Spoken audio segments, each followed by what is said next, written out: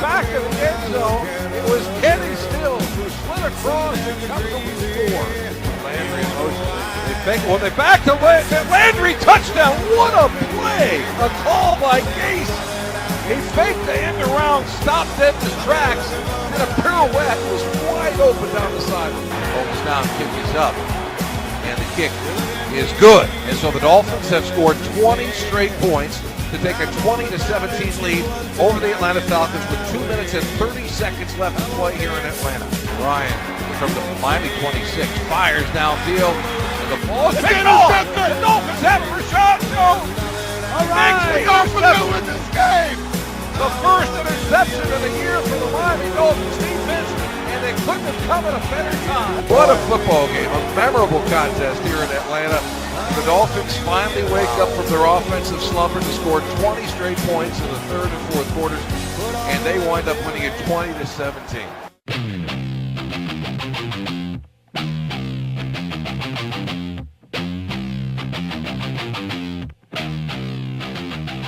Ladies and gentlemen, boys and girls, welcome to the Rated R Sports Talk podcast.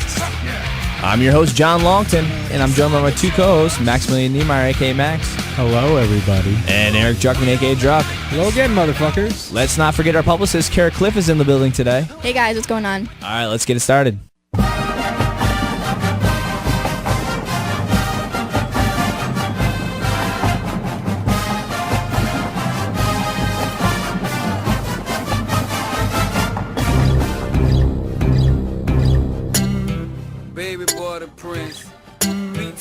Cash my roll, extreme entertainment.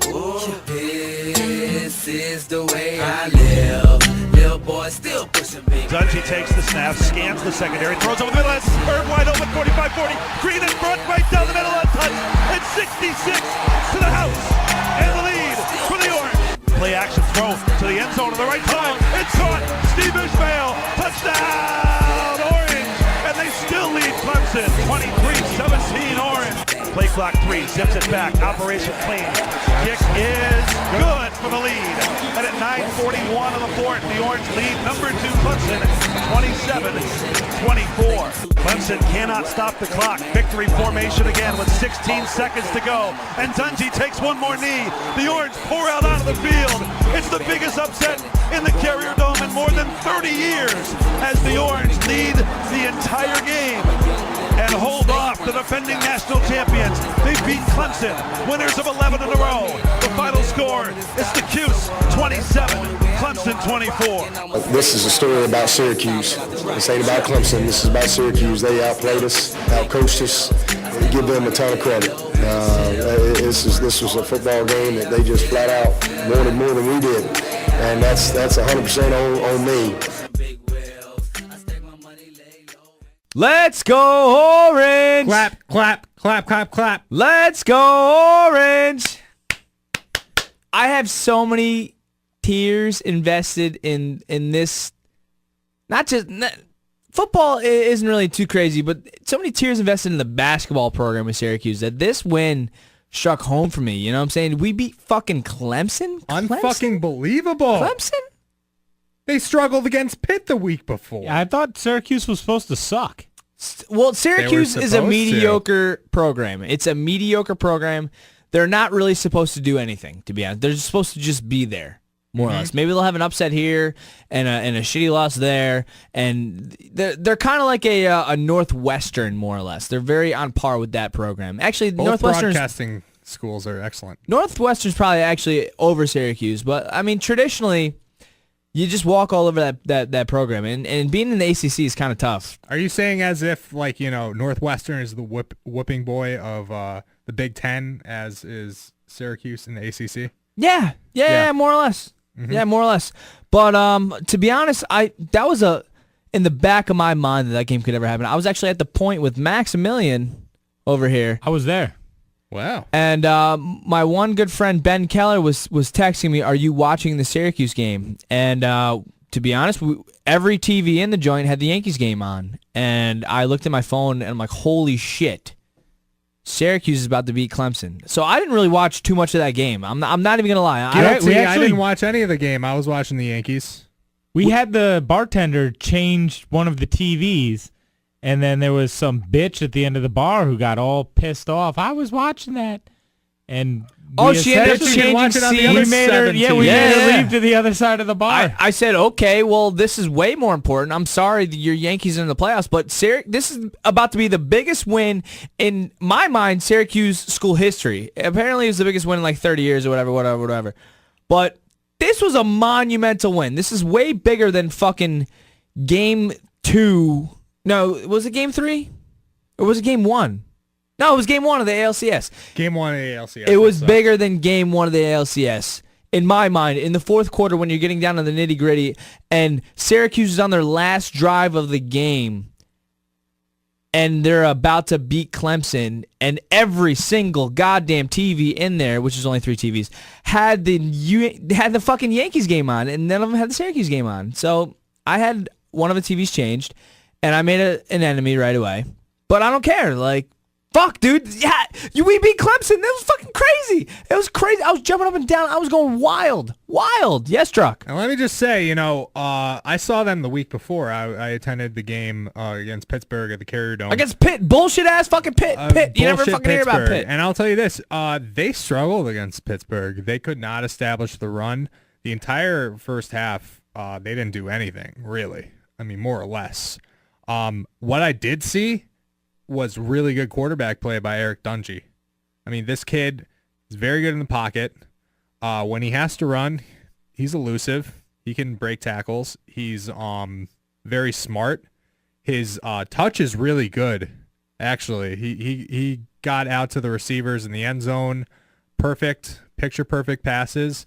I think this kid is a big reason why they were able to pull it out. Eric Dungy? His name's Eric Dungy. No relation to Tony Dungy. I almost asked that. That's the first thing I asked when I came into the game. I was going to ask you that last week, and then I felt like an idiot, and I didn't. You think now, because of this win, this kid is able to call Tony Dungy and kind of pick his brain? Hey, can you be my dad? And shoot, not necessarily be his dad, but like shoot the shit and kind of pick his brain football-wise. Like, hey, you know me now. I just beat Clemson, Tony. Hey, can you just kind of watch some game film on me and tell me what I can do better? Yeah, why not? Yeah, I mean, they already have the last name connection, so why not have this guy evaluate? Well, I wasn't really. I don't think it works like that. I don't think that's how. I wasn't really being too serious, I know. Maybe in the back. Yeah, maybe. I know. Why not go for it, though? What a win! Oh my God, I've gone to a lot of big games. Not really big games for us. But I've gone to a lot of top 5 matchups where, I went to the last Clemson game with Taj Boyd and Sammy Watkins, and I went to Druckmann and I went to the Florida State game. We saw Jameis Winston. Anytime these games pop up on the schedule, I make a point to go out to the Carrier Dome and, just kind of not really root for Syracuse, but just kind of see an almost on the brink NFL team in a college atmosphere, more or less. So I will go to the big games. I actually went to the Pitt game a few years ago. I go to the bigger Syracuse games, and I was kicking myself in the ass that it wasn't even on my fucking radar, to be honest. Oh, I wasn't on my radar either, man, to be fair.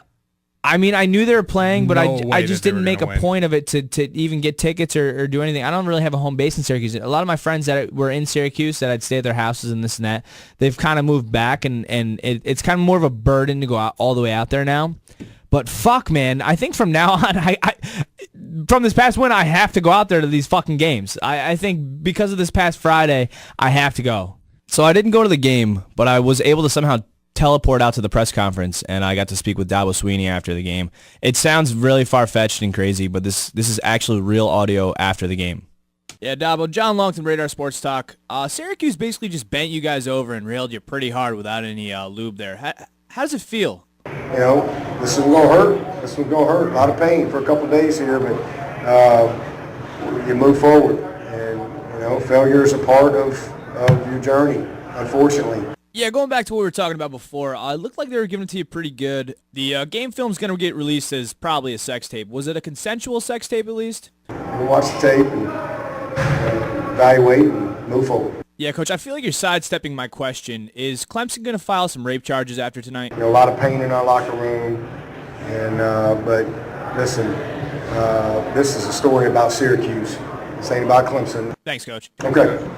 So back to the football team. Back to like Syracuse in general. I think that this win impacts their football program 10 years from now in a sense that they can get blue chip guys, not really necessarily blue chip guys. It puts them on the radar. It puts them on the radar, and they can show these clips to future, I don't know, We're not just a recruits. basketball school. Yeah, I agree. It's not just the basketball football thing. It's getting kids to play there. Like Donovan McNabb came and played in the 90s. You know what I'm saying? We haven't really had guys like that come and decide to go to Syracuse, but Syracuse is not really a fucking bad venue, and they got a good fucking facility, and you pack the Carrier Dome. It's a nice environment. I'm going to take the other side of this, though. So you guys are all about this. You think it's awesome. It's good for Syracuse. It builds it up. Yeah. Is it good for the conference? Is it good? Does that make it? Yeah, that's good for the conference. Yeah. I mean, well, now Clemson isn't going to be ranked as high. I mean, yeah. So is it? Well, it's good I for guess Syracuse. when you put it like that. directly, but as a whole, you know what I mean? That the ACC was supposed to be coming I'm up sure as a Clemson, football conference. Here's what I'm Clemson thinking. sure does lose a little bit of credibility. Bro, Yeah. who gives a fuck about the conference? I don't give a fuck about the conference. Yeah, I'm a I bleed Syracuse guy. orange. I bleed orange. Who gives a fuck about the conference? You know what I'm saying? What's good for the goose is good for the gander, John. I know that, but I thoroughly think that win will lead to more recruits coming to Syracuse. And if you lose there, you're just going to remain the same. You're going to get the same 3-star, 2-star, 1-star, whatever players. This could lead to 4-star, maybe blue chip guys. And coming to you think about it Syracuse. in the ACC too. A lot of kids want to play like in better weather. It's a fucking dome in Syracuse. Yeah. Like, you don't have to worry about weather. Like if you're playing in upstate New York, big fucking deal.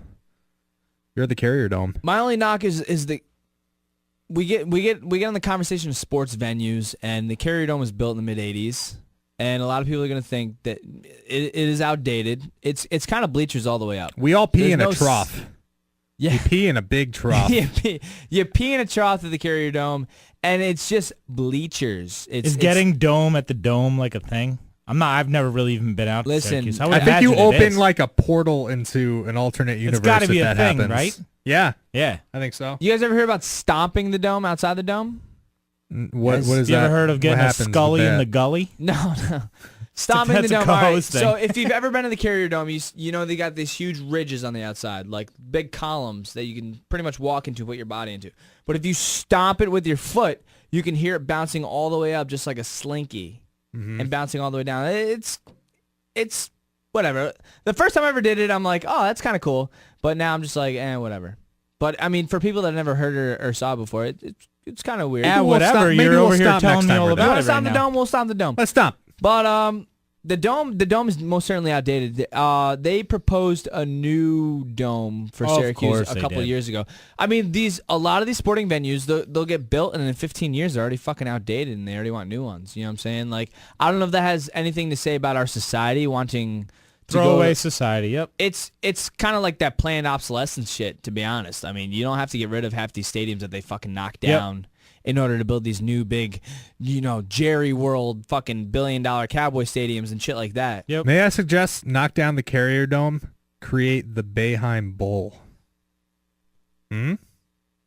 Are you lobbying? I'm lobbying. Okay. Are we? I gonna mean, you go- already have the fucking Carmelo Anthony Sports Complex. Well, that's because the complex itself costs $15 million, and Carmelo Anthony donated $1 Sure. million So in let's order have to have his name Bayheim on the building. donate. You know he's bringing in the money. Yeah, I can't see Syracuse as a whole getting rid of the Carrier Dome right now because, to be honest, a lot of schools are cheap, and I don't know. It would take a big donation. Actually, UAlbany got a donation this week. I don't know. I bet you guys didn't hear about this. I did not. UAlbany got a donation for a new scoreboard. Stuyvesant Plaza gave UAlbany $1 million and donated a scoreboard. Well, they didn't give him $1 million. What a They terrible waste of donated money. $1 million. Well, if you look at it this way, the scoreboard will always read Stuyvesant Plaza. Uh-huh. So that's like Stuyvesant Plaza makes some serious money. Yeah, they do. That's unlimited true. advertising or whatever. Can I also break the news to you guys about UAlbany that we were talking about last week? The UAlbany-Syracuse connection? Yeah, what happened?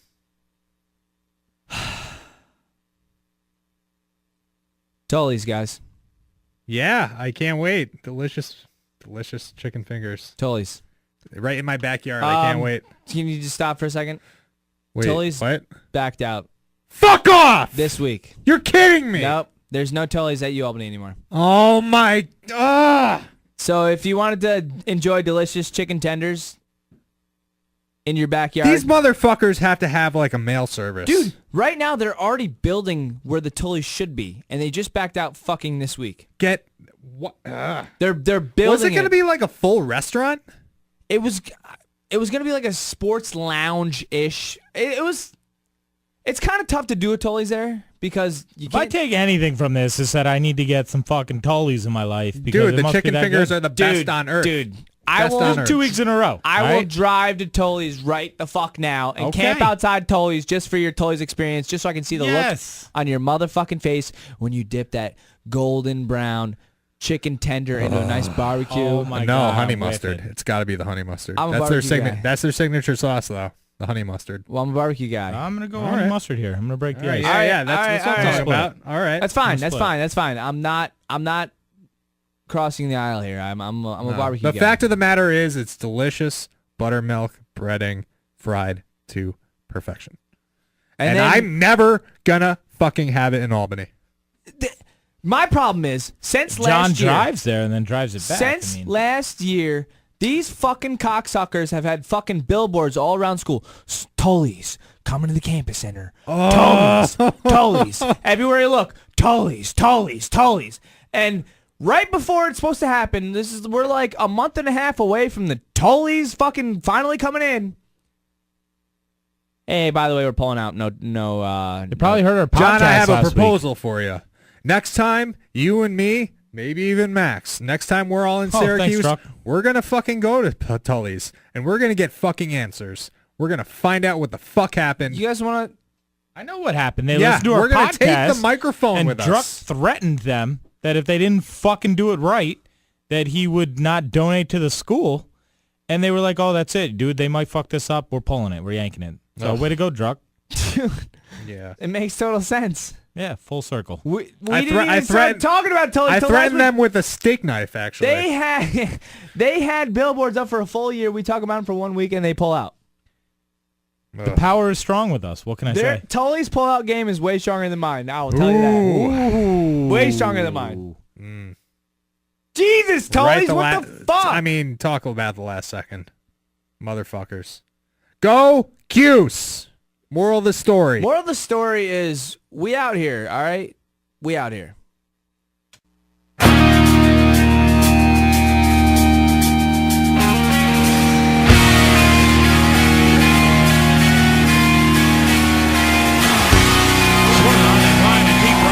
It is far. It is gone. It's a three-run home run. He is the Todd father. A three-run blast in the right field seat. In Todd we trust. Swung on and a line drive to left. It is high. It is far. It is gone. He hit a line drive bullet to left. A three-run home run. A Judgian blast.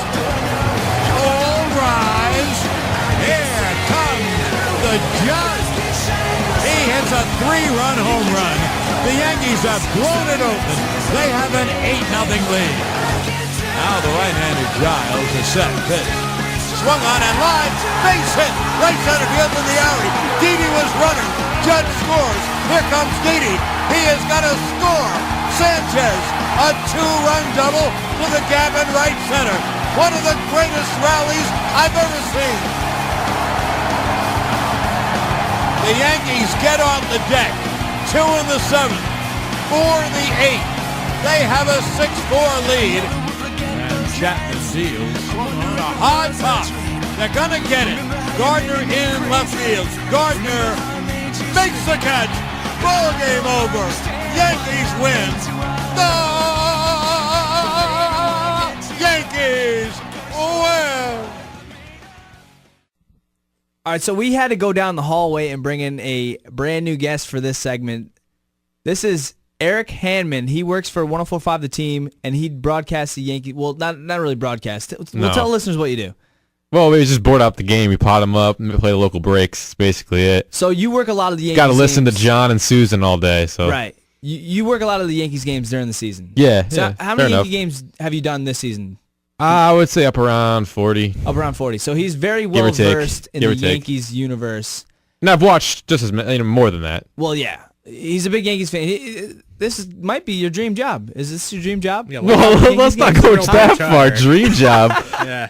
I'm just saying, if I was board opting Miami Dolphins games, I'd be like, whoa, this is crazy. I mean, it's fun. Don't get me Sounds wrong, pretty but miserable to me, John.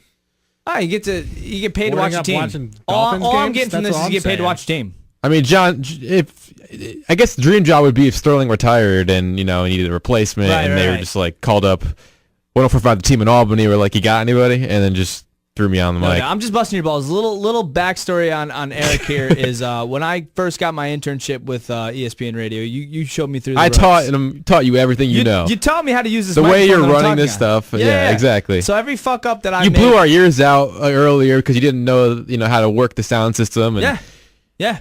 So, I mean, Rated R Sports Talk probably wouldn't have gotten off the ground unless, Eric. Wow. All right, that's a little too much credit. But Thank you, Eric. But whatever. Yeah, sure. You're welcome. You're the reason my family has food. So, this is fresh off the win here. You just got done board opting a game. I want to get your take on what happened. Not even what happened. I want to get your take on what your personal expectations on the Yankee season before you guys threw even one pitch, mid-season and up to this point. Like, well, it was definitely one of those season. It was definitely one of those things where they were just a team that had a lot of pieces that you knew could work out, and you just knew that eventually you would see some young players up. And Judge was a good player down the stretch last year, but didn't hit for average. Then all of a sudden, he was hitting for average. He was hitting everything out, and it became a reality when the Blue Jays, who are a team that, if they put it together, they'd be okay. But they didn't. They didn't put it together. They were awful out of the gate. The Orioles were good, decent out of the gate, but they fell off since once, the middle of May, late May happened. It was like the Yankees have a real shot at not only making the playoffs, but winning the division. Now, they fell short of that, but they obviously made the playoffs, and they were a really good team. And it turned into, I think, once you brought in Todd Frazier and the things from the White Sox, it was like, okay, this team's rallying from the Mets thumbs down guy to all of a sudden they're doing mock interviews, the Toe Night show, and one of the fan favorites, Ronald Torreyes. I love that guy. It just felt like a team that was destined to do something. And let's be honest, teams play best when they had nothing to lose. They're playing with house money, and that's what this Yankee team, in a sense, is just doing, because the expectations. Everyone you talk to, a Yankee fan or not, they're saying, well, they're not supposed to be here, so they're lucky. I guess lucky you can put in quotations, but they're lucky to be here. Hey, why not? Let's win. You got a chance to do it. Let's do it.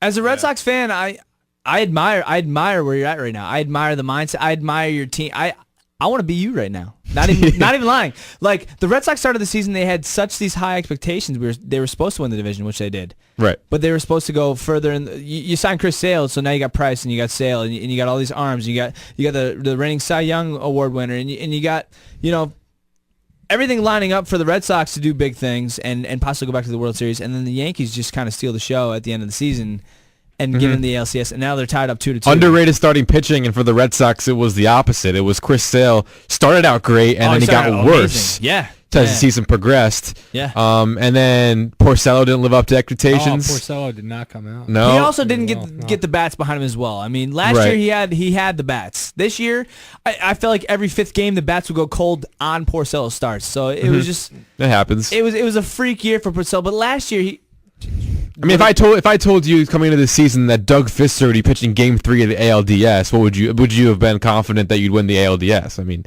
no, yeah, and you won that game though. So, but I wouldn't even be thinking that Porcello wouldn't be the starter. I'd be like, who's not there? Yeah. So, but it's been a wild ride for the Red Sox fans for sure. But the good news is that they had kind of a whiz kid themselves in Rafael Devers this year. Oh, Devers! So there's a lot of excitement still around this team. Benintendi, like. This award, I call it like the Trey Turner, Gary Sanchez award, but for him it's even worse. Like both those players came up mid-season last year and lost out to Seager and Mike Fulmer respectively. This year, Benintendi had a great year, but happened to be a rookie along with Aaron Judge, so he gets a little less recognized. So there's a lot to like about the Red Sox lineup, and the pitching, I guess, could get better. I mean, I don't know.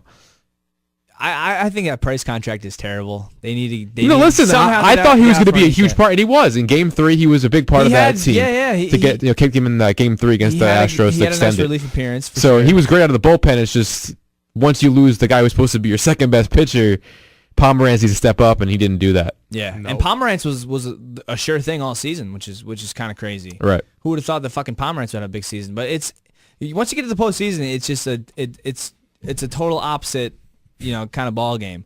But you guys were watching the game together. Oh my God! In the room both over there. we finally meet each other. Both named Erics. Both wearing Yankee stuff. Yeah. It was too much.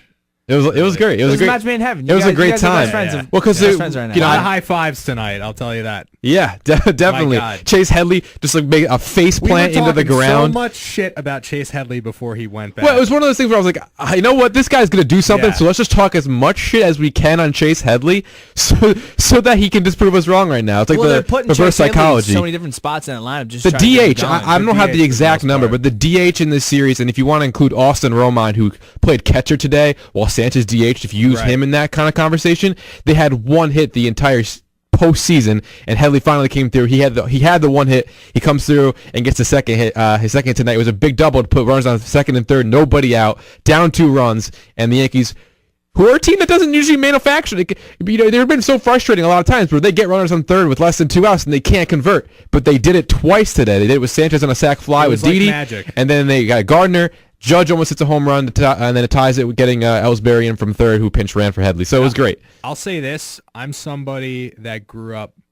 in the late 90s during their amazing historic World Series runs, and I was getting goosebumps, chills of nostalgia. Like, this team reminds me a lot of the got a lot of core teams. Yeah, core players. We have a core that reminds me a lot of the original core four. Exactly. Like Derek Jeter and Bernie Williams and Pettit and Mo. And it's an indescribable feeling.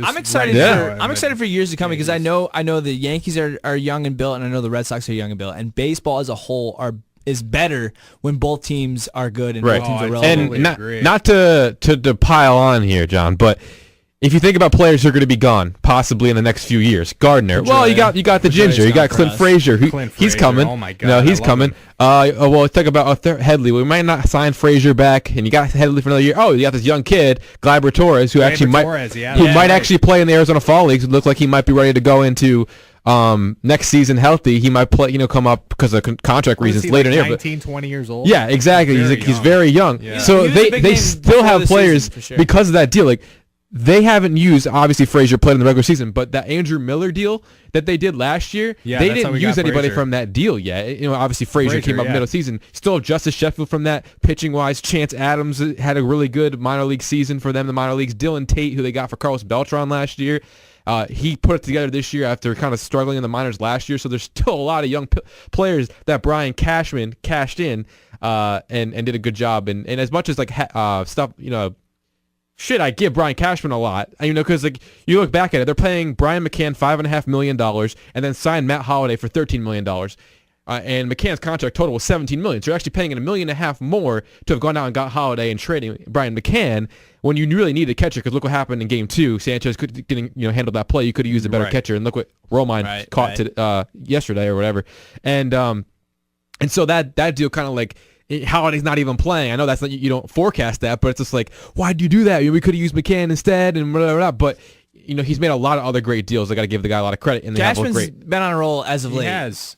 He's been on the hot seat as of late. I'm not a big fan of Dabrowski. I don't know. I think he gets the job done, but I feel like he depletes the farm system. Lucky for the Red Sox, they don't need a farm system now because they have a core. I don't agree with them firing John Farrell like that, to be honest. Yeah, I was thinking, what's your take on that?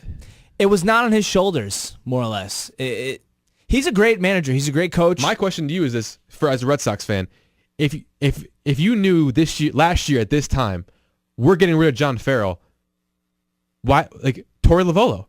Look what he did with Arizona.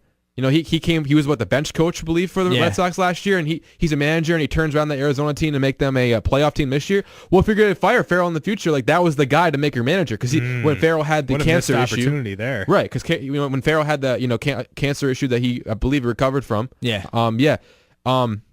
Lovolo stepped in and did a great job for the Red Sox. And then you let him go to Arizona, and the next year you get rid of Farrell. So in hindsight, it's kind of an interesting move there. It's wild, to be honest. Like, I don't know who they're It's going to go Francona with, all over again. What are you going to do? It's like it's a franchise that didn't win a World Series in like a fucking 100 years. Francona go? I mean, it's like Andy Reid in Philadelphia. Like, why do you let these guys go? Well, and then you put Bobby Valentine. It doesn't matter how many wins you have, right? And what your history is. It's like, what have you done for me? It's lately? crazy. It's like, and the bar is set so high in Boston that like, True. what have you done for me lately? Doesn't even. Let's not forget really. that debacle of Bobby Valentine season in the middle of the he should have never been the manager that season. Right. That should have never have happened. Yeah. Like, exactly. It still blows my mind. And then it's really Josh Beckett's fault, but. Yeah, him and his blisters, more or less. Well, and just being in the clubhouse drinking. Yeah, well, that's a separate story. That's a separate That ended up fried being a circus. Yeah, fried chicken. Yeah. That ended up being a circus. For no reason. I mean, like, it's whatever. And it's all under the bridge now. It's under the just bridge. forget about it. He got you 2 World Series. So. But I mean, I'm excited for where baseball is heading. Feeling real good about the Yankees. Well, you right guys, now. especially, you guys. Yeah, but no, in feeling general, great. there's a lot of great young players in MLB. I mean, just look at the teams that are in it right now. Correa, 23, my age. So let me ask you I this. like him a lot. Let me ask you this. Very good young player. He's Baseball- A-Rod. He's A-Rod. Baseball viewership on a whole is on a decline right now. You know what I'm saying? Do you think? I feel like it's on the. I feel like it was on the think it's decline, on- and it's going back up. It's Between on an us- upswing. I completely agree. Well, the with you. numbers aren't Yeah. really out yet. Are the numbers out yet? I But between haven't done my us, research. Yeah. it's on the uptick.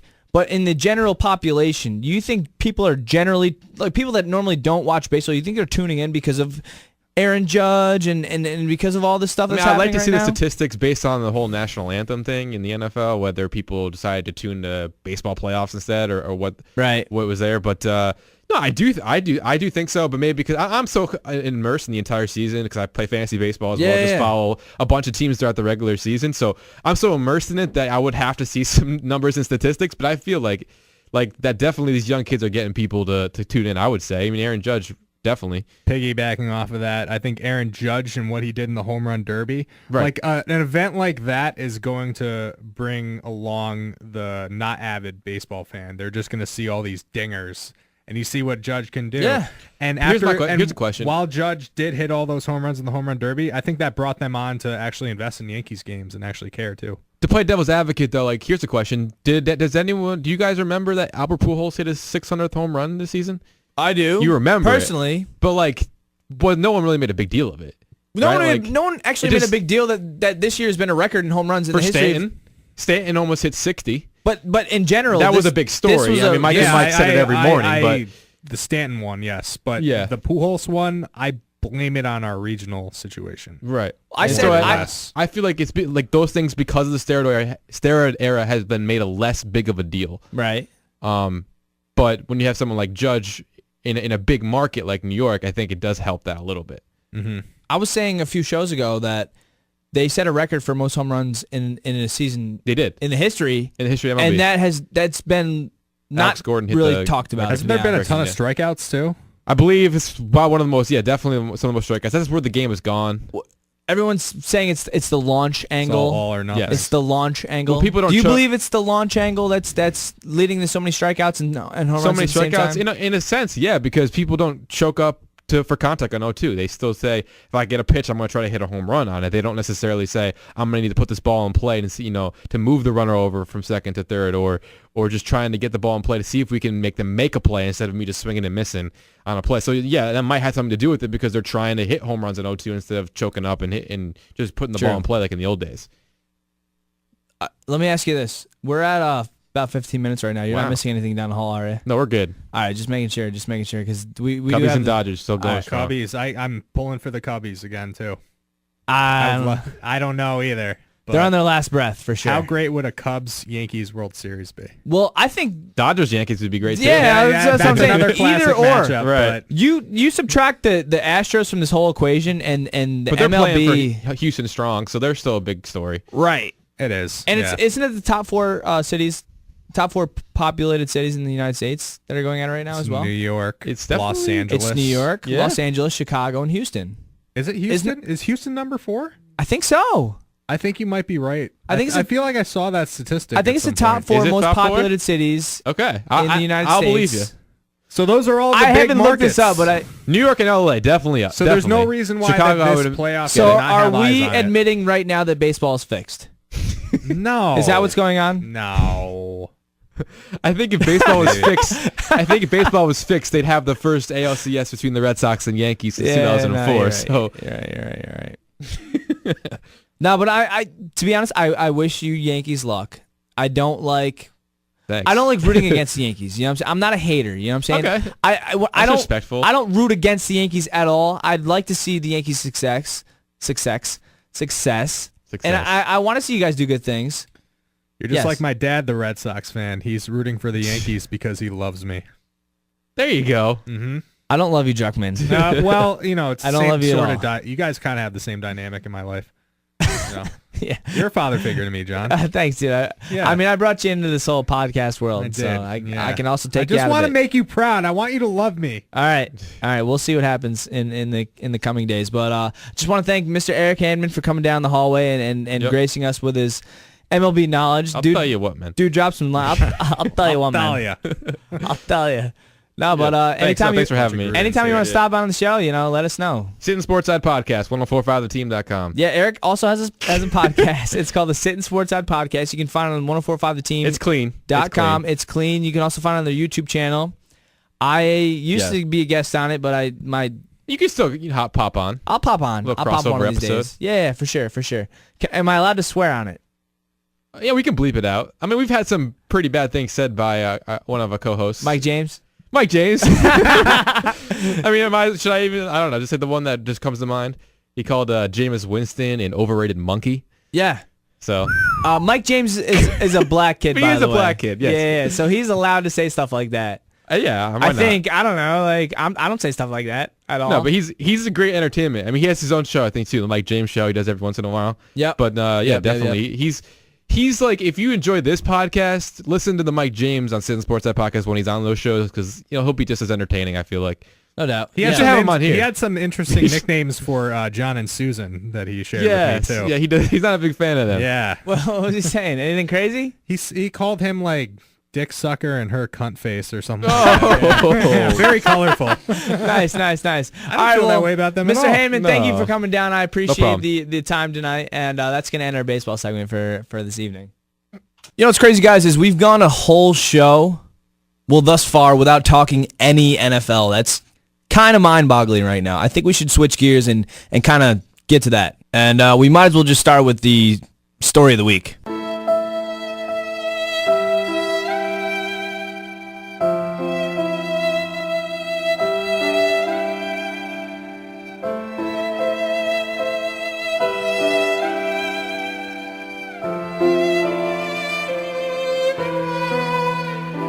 Snap to Rodgers, steps up, scrambles right, buying time, dumps it off, and Bennett dropped it incomplete. He was wide open just outside the 50-yard line, number on the right side. Another drop for Martellus Bennett. slow to get up, Wayne. And he's down. Rodgers down on his back near the 30-yard line. Now they've got him sitting up. Looked like it was Anthony Barr hitting him. Aaron Rodgers just now getting up. As far as the quarterback position, Brett Hundley's my quarterback. Joe Callahan's the backup. That's the direction we're going. That is the focus. And that's where we are as a football club. He got up, but doesn't look like he's getting back in the 2017 season. I think he had it right off the rip there. Snap to Rodgers. Rodgers' collarbone. Snap. Yeah. I mean, Not we fun. don't really have that much context going in. We don't know much about the Packers as a whole, guys, do we? I mean, I can name all the fantasy They're players. cheeseheads. yeah, exactly. I actually had to go in and pick a Packers fan that I know. This is Elijah Casper. He goes to SUNY Albany. He is the biggest Packers fan that I know, and I figured he can give us some context to what's going on here. Elijah, so first off, introduce yourself and tell me what you're doing and kind of get into what you think the season's going to be like. Well, I'm Elijah Casper. I'm the residential Packer expert on Radar Sports Talk, and the season's over. I'm pretty sure we can say that now. Our defense is trash. Our offense is useless. And Rodgers was the only thing that kept the team going. And now that he's out, we don't have a team. We don't have a chance. And I'm looking forward to next year when Rodgers will be healthy. It'll be sweet. Hey, can Ty Montgomery play quarterback too, or? No, see, that's the other thing. We don't even have a running back because our running back's a wide receiver. So, again, we have no hope. Question. What about this Aaron Jones guy that's kind of come out of the woodwork? I mean, he running back for you. He had one good week against the Cowboys, who everybody has a good week against, and then last week he looked terrible against the Vikings. So. That's what I thought. Aaron Jones? That's not the name I've been hearing. Someone was trying to pass me like he was a superstar in a fantasy trade, and I wasn't having it. No, not at all. He's not a fantasy star. He's just, and our offensive line's a joke, so it's just not looking good. However, we're 4-2. Maybe we can scrape some wins together. He's going to get surgery done. Maybe come back a little early. Get surgery, bitch. Yeah, so maybe we can sneak into the playoffs. He comes back. We get a little hot, and he comes back, and we win the Super Bowl. So what's does anybody know the exact timeline? Is there a time frame on when he may or may not come back? Do you know that at all? No, I don't know. I know McCarthy really hasn't said much either, Mike McCarthy. Last time he was out, I think it was like 8 weeks, but that was his non-throwing arm, and this one is his throwing arm, so we could be in some serious trouble with this one. It really doesn't sound like he's going to come back this year. I don't think he's going to come back. I think he's he already went into surgery or is going into surgery. Soon he's going into surgery. Like maybe tonight, right now, as we're talking about it. Should have been done a day ago. I think we'll know in the next, 2 to 3 days. I think a lot of people forget, too, Rodgers is going on, his 10th year in the NFL? Yeah. Maybe longer than that? So, he's got to be looking ahead at this point. Elijah's also a Red Sox fan. Their season's over. Who do you like in basketball? I'm a big Miami Heat guy, and we're gonna win it all this year. Deion Waiters is gonna be the MVP. It's gonna be a great year for the Heat. It's gonna surprise some people. Calling it now. Wow. Whoa, back off, wait. off. So his basketball season's over as well. You got a hockey team? Not really. I like the Red Wings, but I don't really follow hockey. But Manchester City, for those soccer fans, we're dominant right now. Go soccer teams. All right, so it looks like your American sports year is come to a conclusion. Is there anything that you're looking forward to in terms of, I don't know, like fucking watching? What's going on in your head right now? Your Packers are done. I'm also a Red Sox fan. Everybody knows the Red Sox are done. The Heat aren't going to do shit. The East fucking sucks. Did you say you had a hockey team? The Red Wings. The Red Wings? I don't know much about hockey. Maybe the Red Wings can do something. And then you Manchester United, which, I mean... Manchester City. Manchester City. Wait. So... Don't get it mixed up now. Don't get it confused. Are you cool with watching... This is the reason why I never got into soccer. I can't watch a whole game and see a tie. Or no scoring, for that matter. I mean, are you cool with that? Are you cool with watching a soccer game and seeing a tie / no scoring? Oh, that's the cool part of Manchester City is that they score a lot. So they will never not score any goals. You can mark my words for it, write it down. They're going to score every single game this year. There will be no ties. I don't think any of my listeners are going to mark down whether or not Manchester City scores. We haven't brought in that kind of group audience to listen to Radar Sports Haven't hit Talk. International waters yet. We have not. We do have a squad in Germany that does listen. Mm-hmm. Maybe we can get their take. Maybe we'll call it in the show. Maybe you guys can have a little back and forth on what's going on. But for now, I don't really know what's going on. But I don't know. I think my thoughts and prayers go out to Elijah more than Aaron Rodgers, to be honest, because his sports year is pretty much done. He's a young kid. What are you, 20 years old, 21? I'm 21 years old, yeah, and my life's over at this point. I really don't have a reason to live at this point. It's your 2017, 2018 American sports life, all right? I mean, the Red Sox can come back, which, by the way, let me, I'm glad that I have Elijah in the studio because I've yet to even talk to him about this. What the fuck is the Red Sox deal with firing John Farrell? I don't agree with that one bit. I want to get your take on it real quick. I think it was the right move. We've been kicked out in the first round of the playoffs the past few years. Our payroll's insane, and yet here we are getting kicked out in the first round. Last year we got swept. That's just embarrassing for a team that comes first place in supposedly the best division in baseball, American or the AL East. And I don't know, it's time to move on. Let's get Jason Varitek as manager. Ooh. I don't think it's happening. Let's throw some more money around, right? I don't think John Farrell should have been fired. I think it's kind of reminiscent of Terry Francona when he was fired, and then they just threw Bobby Valentine in the role, and that was just like such a shit show. Yeah. And they went from first to worst, and they're like, whoa, what are we doing? We got to get and John Farrell was Terry Francona's hitting coach, or no, it was pitching coach, and he kind of went back to the Francona coaching tree. I don't know. I think the same thing's going to happen. I think that, they're going to go to some wild, wacky fucking candidate, and they're going to be like, whoa, what the fuck do we do? And they're going to turn to, like, one of Farrell's assistants. I don't know. But we have... I say we. I say we all the time. I should not say we. The Red Sox have a fucking squad where they should win. They should be where the Yankees are right now. Yankees deserve everything they have. Yankees deserve everything they have. They've earned everything they have. But what I'm saying is the expectations and where these two clubs were. The Yankees weren't even supposed to go to 500 Again, this year. expectations, hype. Hype. Yeah, I mean, like... We did win the East. We won the East, so I guess the hype was kind of real. It doesn't fucking matter. I mean, I would rather be in the Yankees position. I'd rather get the fucking wild card, win the wild card, and then... be tied in the ALCS. They're tied 2-2 right now in the LCS. I can't believe Where are the it. fucking Red Sox? Well, you can blame John Farrell for that because he kept Chris Sale in too long in Game 4. We could have won that game, gone to Houston for Game 5, and anything can happen. And then we could be facing the Yankees right now in the next round. So we could still be in the playoffs, and I think that's partly John Farrell's fault. Time out. You say keep Chris Sale in too long. Chris Sale gave up 1 run in 4 innings of relief. And it was 1 bad pitch, which ended up being 1 bad hit. It was a home run on 1 bad pitch. I don't think he fucking left him in too long. That's not... What Chris Sale did in Game 4, he should have done it when he fucking had his starting spot in that series. You know what I'm saying? What do you mean you left him in too long? Like, your season's over. There's a lot of times in postseason history where pitchers go on 1 day rest, 2 days rest, 3 days rest, and pitch fucking gems, What the fuck are you talking about? We got a good bullpen. Trust the bullpen. Our bullpen's been probably our best part of our team the entire year. I mean, Chris Sale's coming off short. Had a good bull. Yeah, they did. It's Yeah. over. I get it. They got torn up by the Astros. Yeah. But it's over. But Chris Sale's coming off short rest. Yeah. He already pitched 4 innings, so he's gone through the lineup at least once. It's time to move on to somebody else. We got a good bullpen. Trust the bullpen. And he didn't, and he kept in 1 batter too long. Home run. There you go. Season's over. I mean, I guess. I'm still hung up on the season, and I'm still hung up on the fucking Yankees being the ALCS and the Red Sox not. Which, it's no shot at you, Juckman. I see you in your Yankees gear over there. Mm-hmm. You earned it. You deserve it. But goddamn, I don't want to hear. You got to take a big old bite of humble pie. All right, John? I'm taking it, bro. All right. As a Dolphins fan, I take it every week. But we'll get to that later. That's going to be a later part of our show. I wasn't going to bring it up. Or it could have been an earlier part of our show. I'm not sure what part of our show it was. Did it already happen? But or is it happening to come? It was a part of our show. It was. But all right, so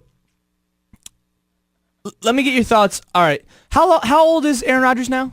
He's 33 years old, prime of his career. That young buck. It's all right. Now, how I mean, old not was, in the sports world. How old but was Brett Favre when the Packers drafted Aaron Rodgers? Do you know that off the top of your head? No, not off the top of my head. He was 47. No, he was around the same age. What I'm wow. saying is it's time to make a move for the Pack. It's time to draft a quarterback. It's time to maybe move on from Aaron Rodgers. I heard Fred Barr was calling him up, seeing what was going on. Yeah. Fred Barr, yeah. Yeah. I heard somebody throw around like they should call Brett Favre up. He's only 47 years old. Like, one of the new trends now is every time there's an injury or a big thing, like the memes just fucking go to be crazy, honest, right? To I be saw honest, the same one. Here's a hot take for you. I have a solution that will save Packers season right now. Ready? Let's hear it. Give somebody called Tony Romo a call. He's done. Call him.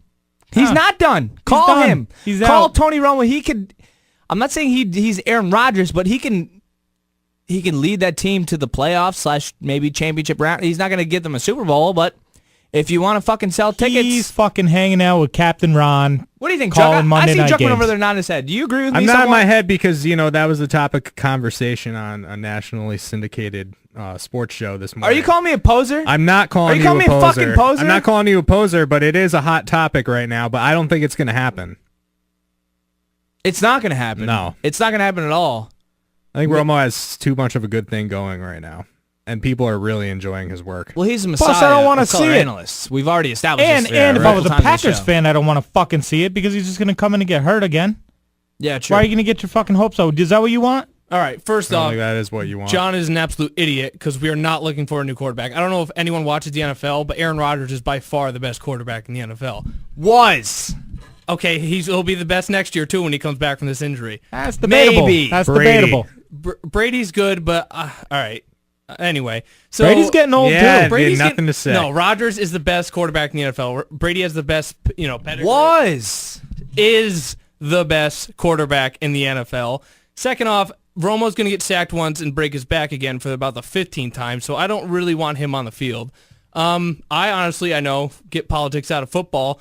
Colin Kaepernick, I think, would be a great fit for the Packers. Yeah, I was thinking the same thing, except he's kind of like Voldemort, like he who shall not be named. I didn't know if I was supposed to bring him up or not, but yeah, I think he actually would benefit First off, the when team. I say no politics on the show, that doesn't mean you can't name Colin Kaepernick as a potential starter in Green Bay. He's very you don't be scared polarizing. to bring his fucking name. He's I very just don't want to talk polarizing. politics on this goddamn program. All you can right. talk Colin Kaepernick as a sports athlete and whether or not... I'll say this. I think Colin Kaepernick's better than any of the backups that the Packers have right now. Well, yeah, exactly. Like, And absolutely. the crazy fact is that Rodgers has the best touchdown to interception ratio ever in the NFL, and number 2 behind him is Colin Kaepernick. Yeah. So I think he'd be great for the Packers. He can run, but also at the same time... Way different sample size. Well, yeah, but at the same time, you got to trust Brett Hundley. I know it's the preseason, but he had a 120 passer rating in the preseason. I give the guy a week of practice. I think we could be fine. We got some bad teams coming up on the schedule. Well, Mike McCarthy already put it to rest right after the game. Somebody asked him about Kaepernick, and he fucking buried them. Yeah, he buried their fucking head buried off. them so hard. It was a perfectly good question. If I'm at that press conference, I'm asking the same question. I don't expect to get fucking buried, but apparently he wanted to castrate this guy so nobody else would go, walk down the Kaepernick path. Well, I don't know. I'm sure he was just a little pissed off that Aaron Rodgers got hurt because I know I was pissed off and hurt and crushed, and I know Aaron Rodgers was too, literally and figuratively, but so was Mike McCarthy, and just not a good time to bring up other quarterbacks at that point. I think it is a good time to bring up other quarterbacks because when Hundley came in, he threw 3 picks. So what? That's obviously a logical question. You're going to ask if they're going to pursue another quarterback. That wasn't the best performance to show this is what we have in Brett Hundley. Well, we were talking about this last week. Press conferences are a dicey place to get real answers from real questions. You know what I'm saying?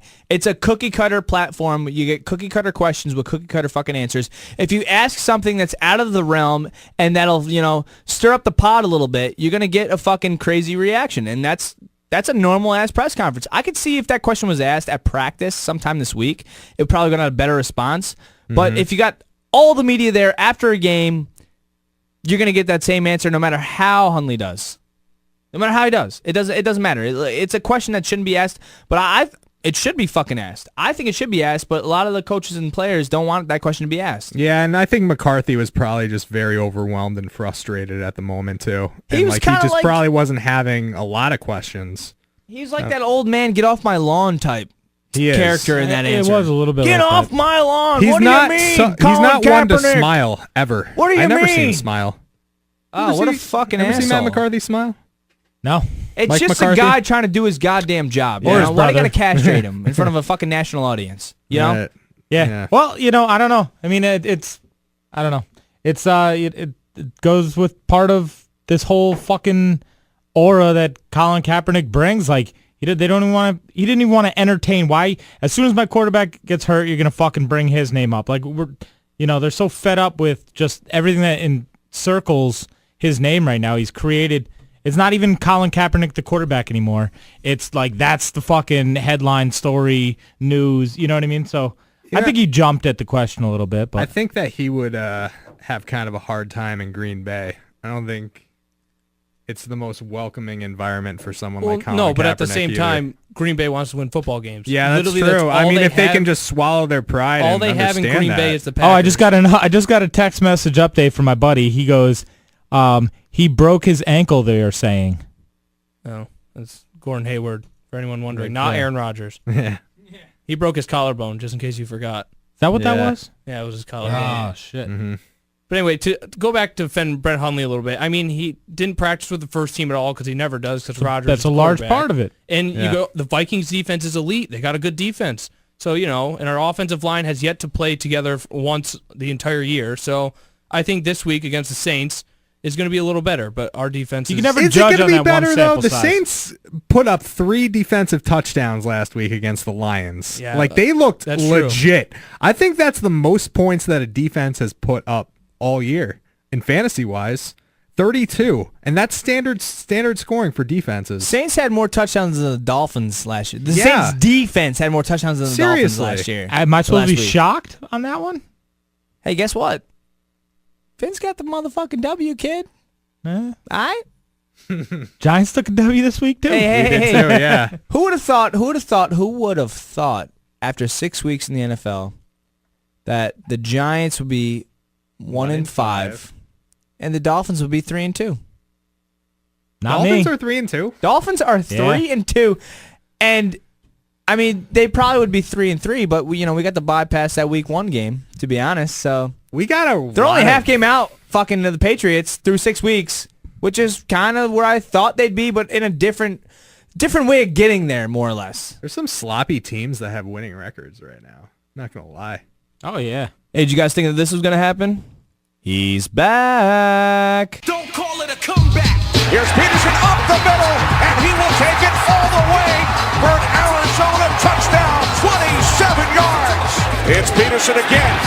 Another Cardinals touchdown across midfield, forced out of bounds at the Bucs 45-yard line. Touchdown on the opening possession for Peterson.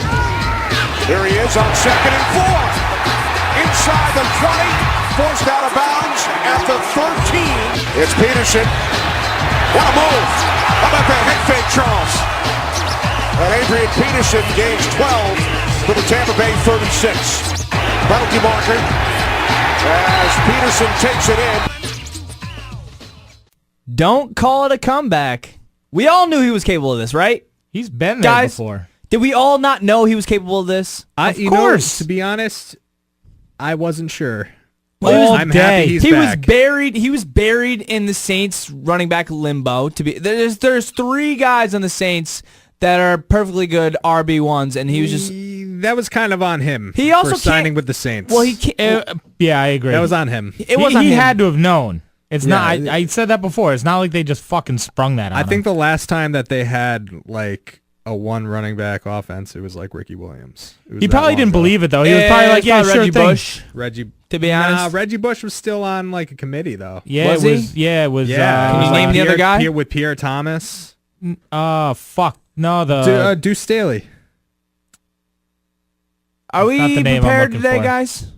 No, I'm telling you're reaching Reggie here. I Reggie remember. Bush was on a committee, man. He Yeah, wasn't he a was one- kind of a Deuce swing back. He was a McAllister. swing Deuce back. McAllister. Yeah, I said Deuce Staley. I'm Yeah, sure our listeners are frantically That's what I looking meant. at the Saints running back depth chart From back when Reggie 2005. Bush, back when Reggie Bush was going there. Yeah. But let's be honest here. I mean, Adrian Peterson was on my bench for fantasy this week. I didn't think that he would just jump right too. in. I didn't think he would just jump right in, get 2 touchdowns, 130 I didn't yards. think he was going to do it the When first I heard game. that when I heard that he got fucking traded or whatever, I was pissed that you still fucking had him sitting on your I bench. have him so stashed. Because I was have like, so oh stashed. fuck, because I knew he was gonna go off because he was stepping right into fucking David Johnson's Dude, role. let me give you a stat real quick. He had 18 yards, 26 yards, 33 yards, and 4 yards. And I'm like, damn, why do I have this fucking guy in my... I think I forgot to release him, to be honest. Because I was getting around to, like, signing somebody else and releasing him and, being done with AP. Dude, I would have scooped him as soon as I heard.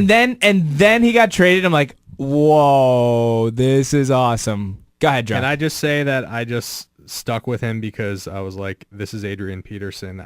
I feel weird releasing him from my team. Well, yeah, I Like, mean, I just couldn't do it. There's been backs traditionally. I probably would have dropped him. There's been backs traditionally like Arian Foster and like all kinds of other guys that have mirrored careers that changed teams that are just like, oh my god, I got it, like Chris Johnson, back when he originally went to the Cardinals. He's the one that got released for Adrian Peterson. I know, which is crazy. It's like full Full circle. But like, It is. you look at these big backs that had success with other teams, and then you go to new teams, and you never know. But like, Jesus Christ, fucking, if you watch Adrian Peterson's highlights, a lot of that stuff is based on him and the moves that he making in the open field and shit like that. Yes. Here's a question.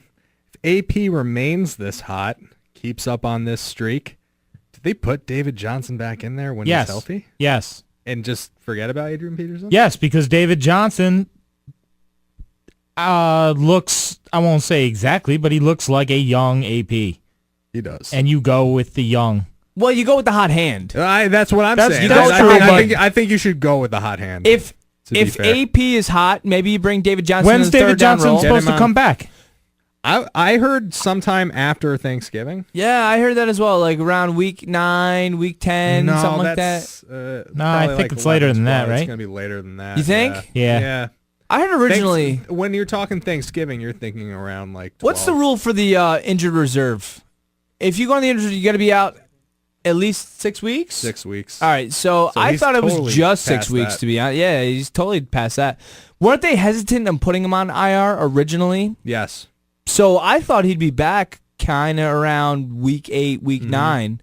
So, I mean, you never know. Well, now you can ease him back, too. So maybe you do roll with, AP and ease back. You don't want to fucking rush him back and have a, secondary injury. All right, guys, look at the NFC West right now, too. That's going to be a competitive division. Oh, I think yeah. the Cardinals can compete now. The Rams are looking great. The Seahawks are kind of getting their fire back. Seahawks are broken. I don't know what's going on over there. I think they're a wild card. Yeah? I think you never know. Yeah, they can. It is such a wide open NFL right now. Like It literally, is. It really is. Can you guys name Their a defense team is that still you great. can? Can you guys name a team that you for sure have in a championship game in either conference right now?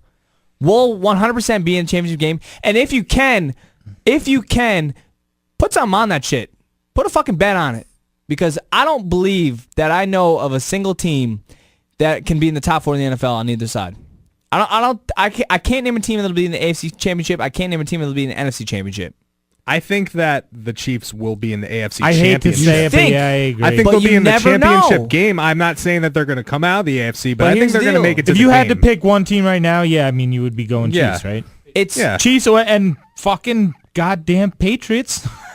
They seem to always just do it. But I would love that The AFC Patriots D is matchup. terrible, They- but you they give Belichick are. a whole season of adjustments and shit like that. You know the defense is going to be playing good come playoff time with all the pieces that they have. Oh, dude, he'll figure it out. The man's They're a definitely going to genius. figure it out. I mean, it's super early. Like it's so overreaction Monday / overreaction the first quarter of the fucking season. True. That you Right. never know what the hell's going to go on. But I don't know. I like maybe the Dolphins. I can tell you 2 teams that definitely won't be there. Yeah, Yeah. the Giants. Our guys and your guys. Bingo. Hey, keep hope alive, John. The hope is listen. I'm not gonna fool myself. I'm not gonna think that Sounds like you already did, so. You're right. No. I'm saying there's slim hope. There's a slight chance that something crazy could happen. But it's Cutler. No, I mean, I drank the Cutler Kool-Aid and all that shit. I mean, he did have 2 second half touchdowns this past week. Yeah, it's because of that session that he had earlier in the week with Coach Forrester. Got him real ready for the game. Hey, man. Speaking about sessions, what's going on with Martavis Bryant? Is he getting traded or He what? wants to get traded. I heard they're not going to trade him. I heard that too today, but is that just like, shutting him up quick or what? First off, what an asshole, Martavis Bryant. He definitely is. What a agree. fucking asshole. Like, you're the one who got suspended. all Yeah. right? You want to come He back has in no the offense. reason to talk. You want to come back in the offense and have a lead role right away? Yeah, Fuck exactly. you, I bro. totally Yeah, you agree. gotta Fuck earn you. your You're way the one who back. got suspended, all right? It's not like you held out. It's not like... This dude got suspended. What did he even get suspended for? Was it marijuana? Yes. I think so. Yeah. Hence the session joke I just made there. Oh, Keep up. see, Max did his homework for the show. Other people have not. But, like, if you're going to get suspended, what are you looking at me for, Druckmann? Like, that was a shot at you. It was a shot at both of us. So stop being a little bitch, all right? Stop being a little fucking bitch. Wow. We're all right. We're all right. But... Yeah, no, I totally agree with you, unfortunately, because I would love to disagree with you. But, yeah, he's a spoiled little bitch. You don't get fucking suspended, then come back and then just, like, assume that you're going to have this huge role. Like, yeah, that's the role that you fucking He got. casted himself in that role. If you miss a whole season for your own suspension, what are we supposed to throw? Do you have Antonio Bryant on your team and you're supposed to not look his way and go to fucking Martavius' way? Or Antonio Brown. too. Or Yeah. Brown, whatever. Yeah, whatever. What are you going to do? Now, that aside, I have him in my fantasy team. I would fucking love for him to get traded to another team. That would be great. Dude is a beast, and he's definitely not getting any work. Maybe to the New York Giants? Fuck yeah. Yeah. Holy shit, I didn't even think about that. Oh, man. Hey, we could use him. We totally could. But we here's need the deal, another here's the deal. diva wide receiver. You guys are at a crossroads right now, though. I'll take that pothead. You guys are at a crossroads. Is it a tank season, or is it you guys trying to get back in this thing? I mean, you're 1-5. Let's. I don't believe. I don't Let's look believe in a mirror. tank. I don't ever believe in a tank. But you're 1-5. I don't think it's in the Mara's. You don't fucking DNA ever try to lose. lose. You don't ever fucking try to lose. But all right, listen. Next season, you play to win the game, John. Next season, everybody is healthy. Your whole wide receiving core, which should be one of the best in the league, is back and healthy. And then you add Martavius in that. Is it worth getting rid of something that can help you next year for this year, which might not even matter? Probably not, because our chief concern is the offensive line, and we need to put that money into the offensive line. Unless you can, yeah, true. And I love how that there's quarterback talk going on. Yeah, there should be quarterback There talk. should be, yeah. I've been waiting. We should be looking patiently. Looking into the future. I think there's a lot of first round. You say waiting patiently, but I feel like it's the offensive line that is not. Oh, it totally is. Well, it totally is. It is the offensive line, but it is the time to look into the future for Eli. Yeah, what's the dude? 33 years old? What's Eli? He's about 33. I mean, you're talking about Eli and the Giants. You got to look for a predecessor. You got to do the same thing with Ben on the Steelers, and you got to do the same thing with Phillip Rivers. On the Chargers. All same draft class. class. Yeah, true. Yep. Very true. Yeah, no. I mean, like, it is time to look for a new quarterback for sure. But you guys need to, I say we have other shore up that problems. offensive line first. And I'll tell you this, we've looked through the draft for offensive linemen. I think what we really need is just a very strong veteran left tackle that can lead that line and, show these kids the ropes. Doesn't every team like ever? an all-pro? Every team needs to. Well, I'd also like to develop a quarterback too. Everything is draft these quarterbacks and then sit on them. And how soon are we going to throw them in? Obviously, I would love to develop them. Right. Yeah. You'd have and to sit while a few you're years developing, Eli. while you're developing, you fucking build that goddamn lineup. Because if you bring in some fucking rookie quarterback behind a line like that, we are going to be having bigger troubles. Right. We need some vets, some really good vets. Show up the line, get a quarterback. That's all you can really do. What are you going to do? Fuck all that shit. What's next, man? Jockman, what do you got next for us? What's next on the list? Oh, John, funny you say that. I do believe it is that time. Kara, if you would be so kind, spread them. Ooh, Kara, spread them. About fucking time. Alrighty.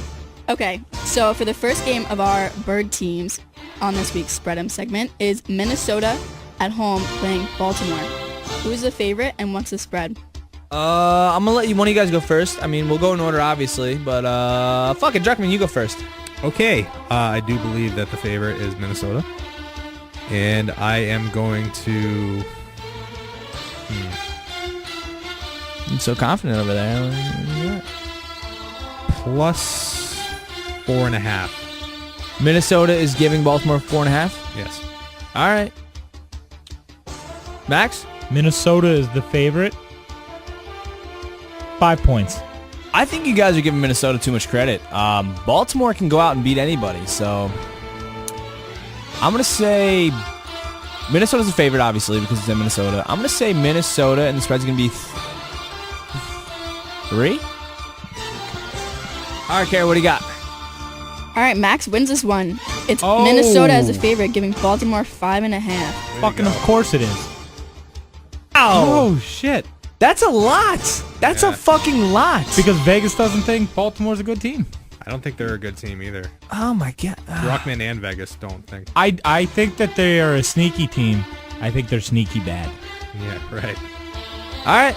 Well, awful. I guess, all right, so you won that. You lead off next. Kara, what do you got next for us, please? All right, next up is LA Rams at home playing Arizona. What's the spread and who's the favorite?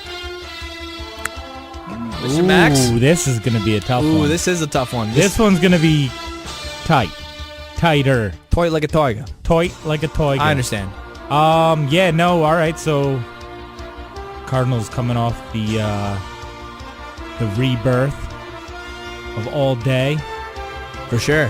They have a scary fucking offense. Scary offense. And then Larry just won't die. That's scary. And I'm gonna It's go. like TV-14.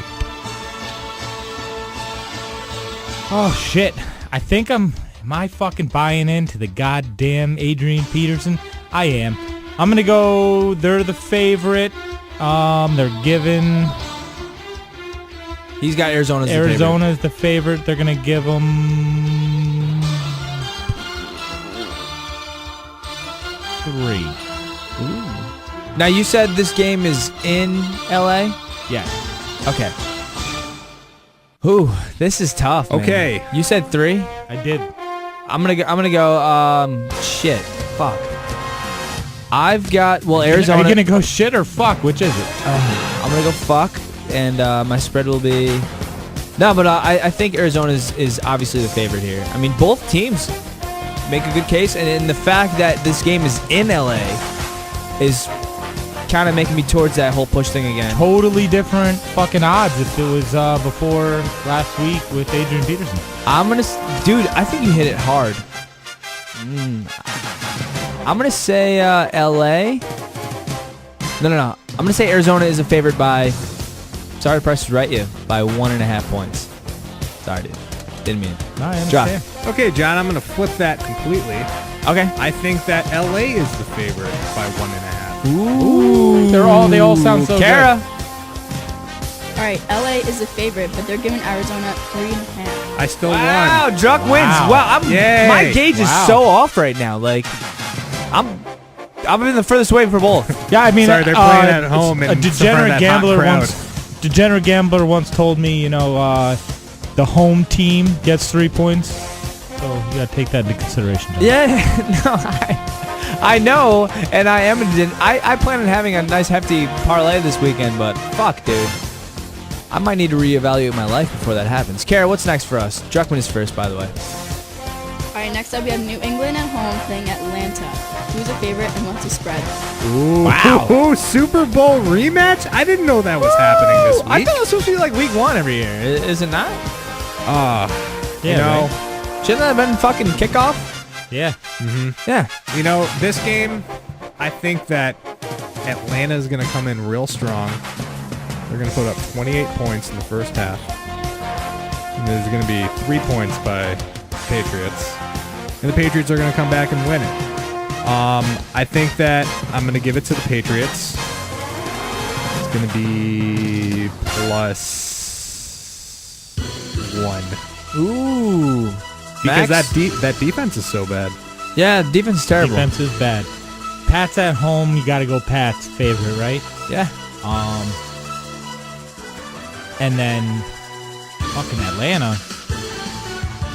What's the difference between Atlanta and Atlanta a dollar? lost to a really, really shitty team this past year. Fuck you, dude. What's the difference between What's going Atlanta on with them? and a dollar?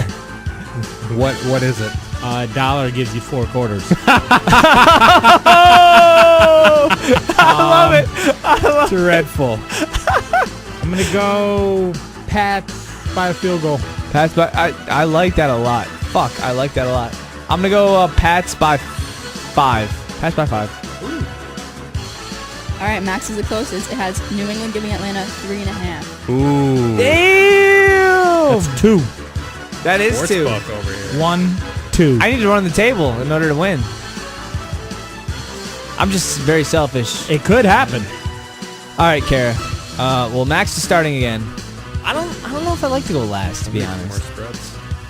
Suck. I don't like the rule that the person that won goes first. You instituted that rule, I did. John. I did. I know. I think I made that Complain rule. about your own rule. No, Kara, no, take it I away. made that rule. I think we came to a consensus with the rule per se.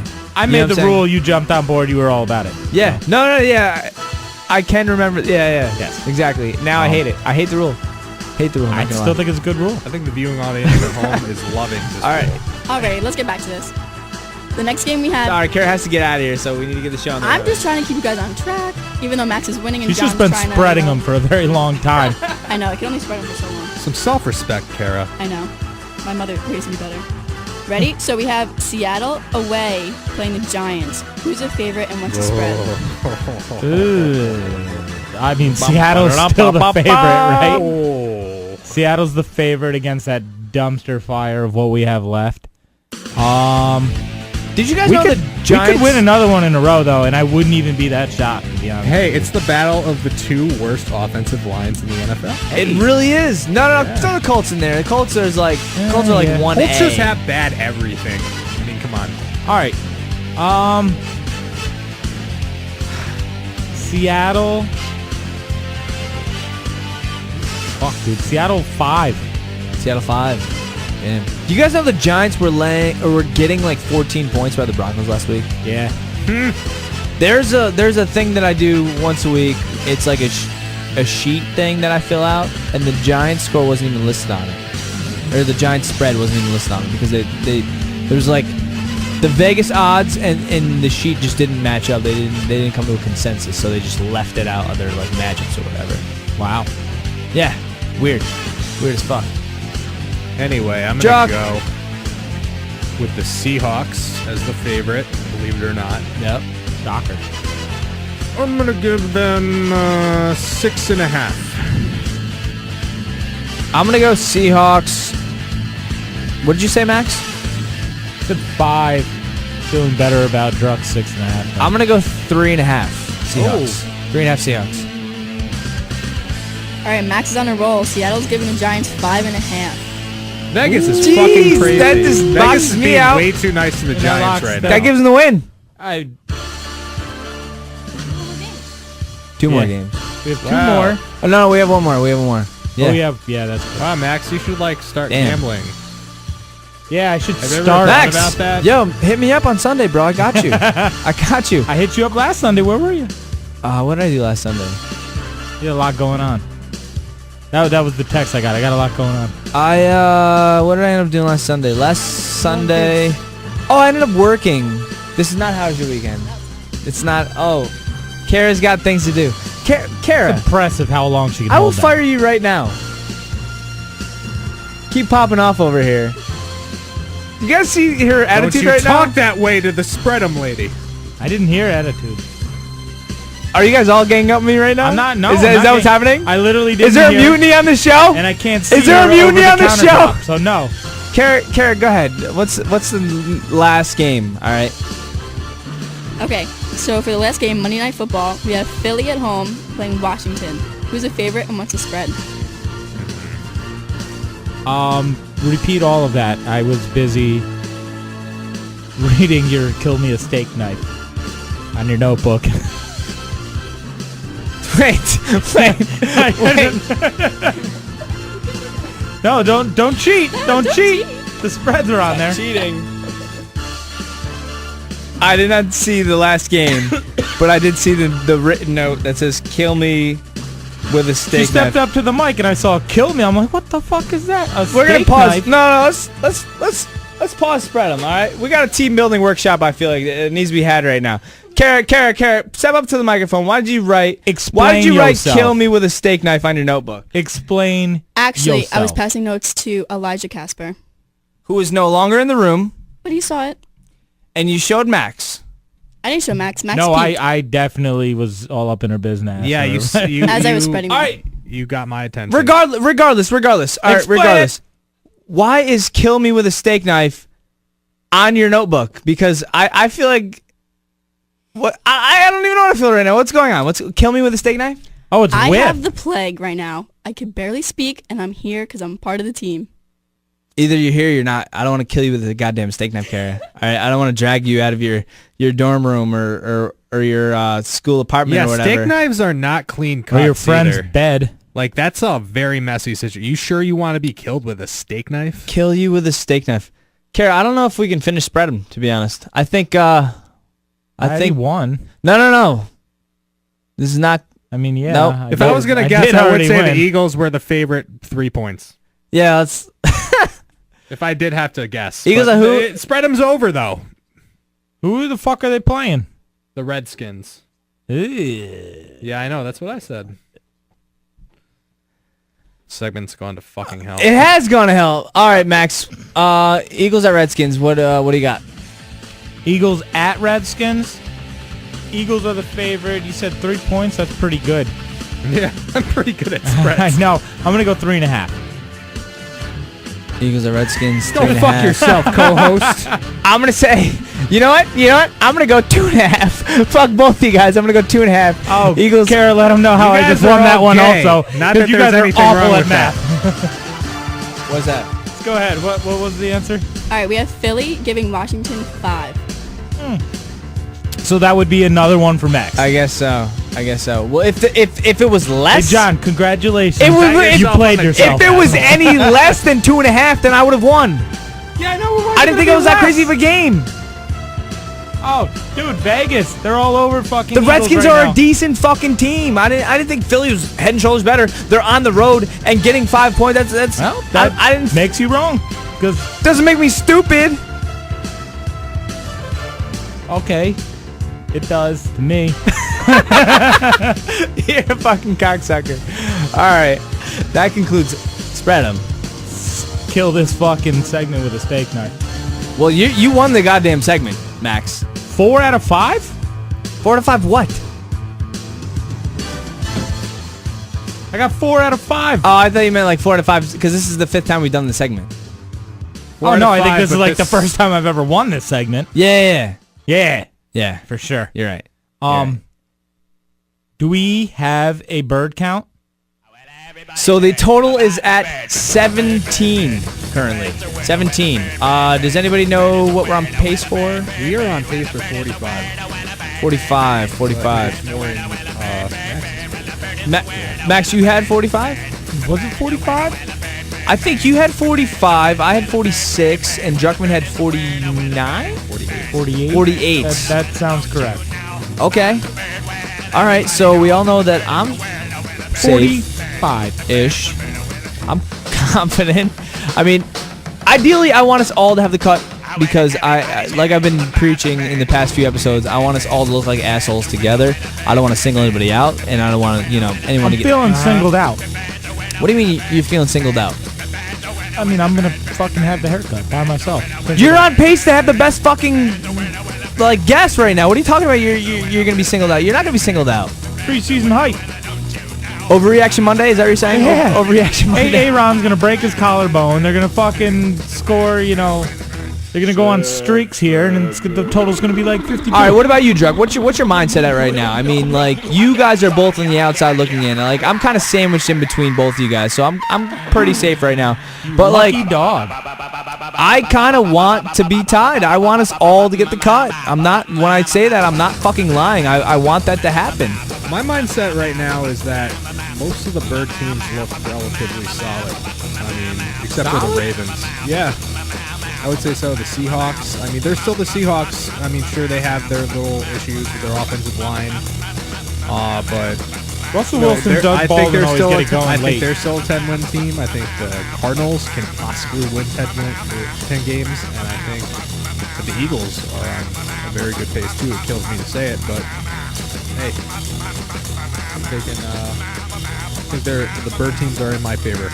John, didn't you have the Eagles going 4-12? 4-12. I'm going 4-12. Not even lying. But honestly, right now, as I'm looking at everything, I think the bird teams are all pretty well grouped. They're all mediocre. Except for the Ravens. But the Ravens can sneak into that. It's still early. The Ravens can sneak into that. They have 2 wins. I mean, it's not like they're 0-for-6 or whatever. But I think all the bird teams are pretty well grouped together, to be honest. I don't know. We'll see. We'll just have to see how it plays It makes it interesting because you never know. Injuries or whatever could lead to anything happening. I think all of us are having a pretty well season for our guesses. I don't know. But we'll just leave it at that. That is the bird total. That is spread them. We've combined them recently just to save time. And rock, flag, and eagle. Rock, flag, and eagle. We'll end it there. That's going to do it for us today. Thank you for joining us on this Rated R Sports Talk podcast. We really appreciate your viewership. How do you guys think today went, Max? Does anybody actually view our show, though? Like viewership or listenership? Audio ship? I don't know. Some type of ship is going on. I appreciate you guys cruising in on your ships and boats of sail. Jock, what about you, man? What are your final thoughts of the day? I think this was one of the dopest shows we ever fucking did. and I'm so proud. You're just saying because the Yankees won tonight. I'm so proud to be a part of this team. You guys look great in pinstripes, and I'm overwhelmed. Carrot, what do you got for me? I think for episode 11, the show went so good. Episode 11. And then our newcomer, we brought Elijah into the studio today. This is his first time on the podcast. I'm sure he's listened to every show or none of the shows. It's either one or the other. There's no way he listened to like 7. All I know is that Packer segment was great. Yeah. All right. Let's end this show like the Packers season. Let's put it to rest. All right, Let's guys. take out Elijah's knee. Or collarbone. Wow. It was collarbone. Yeah, that's right. You know, we had to murder the kid or beat him up. What are you going to do? All right, guys. Thank you for joining us. We really appreciate the not the viewership, the listenership. The whatever boat they're Keep using. fucking it up. Yeah. But thank you. Hopefully you hear us again next week. Hopefully you subscribe. Hopefully you visit the website, ratedrsportstalk.com. Oh, shit. The website. Hey, have we gotten an email yet? We have not gotten a single email. We're still waiting on an email. We haven't even gotten like a spam email yet? Not even a spam email, man. Like Men's Warehouse hasn't said anything? Did Not Baylor even Joseph A. Damon Bank. ever? But all right, guys. Thank you very much. We are signing off, and that's it. Take care. Peace out.